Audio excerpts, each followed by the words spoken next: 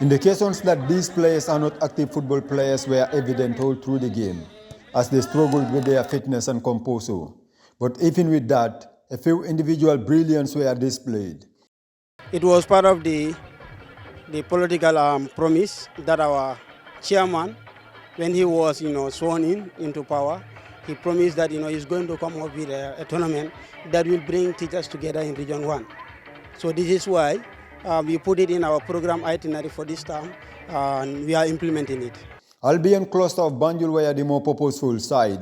Anytime they lead top gear, Kanifing cluster struggled to cope with them. Albion's dominance paid off in the 14th minute when Stephen Colley put them ahead with this free kick.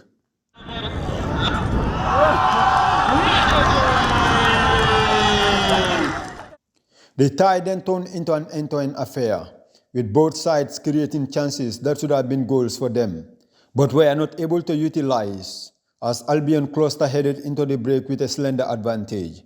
Straight after the restart, Albion doubled their lead as Dudu Janko brilliantly assisted Stephen Colley to complete a brace.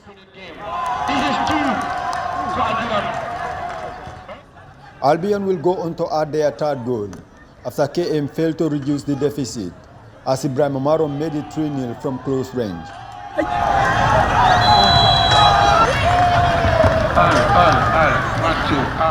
At that moment, it was almost a desperate situation for Kanifing Cluster, but they nearly pulled magic in the remaining 7 minutes. Paul Silva reduced the deficit for them with a brilliant finish to make them believe a comeback could become a possibility.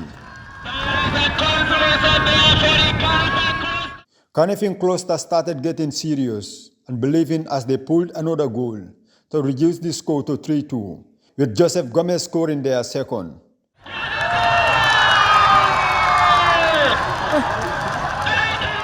But a comeback was too little too late, as Albion Cluster snatched a 3-2 win in the opening game. Tournament, we are very happy when we heard that the Teachers Union, that is the GTU, preparing the tournament for their clusters within Region 1. So we as Albion Cluster, we really prepared. All the preparation is not up to that extent. But what I told them is that respect your opponent, play the ball, capitalize on your chances, and we are there. And thanks be to God, victory was ours at the end of the day. We learned our mistakes. Perhaps maybe I would say too much of overconfident. For the fact that during our test match we played with academy and then defeated that academy.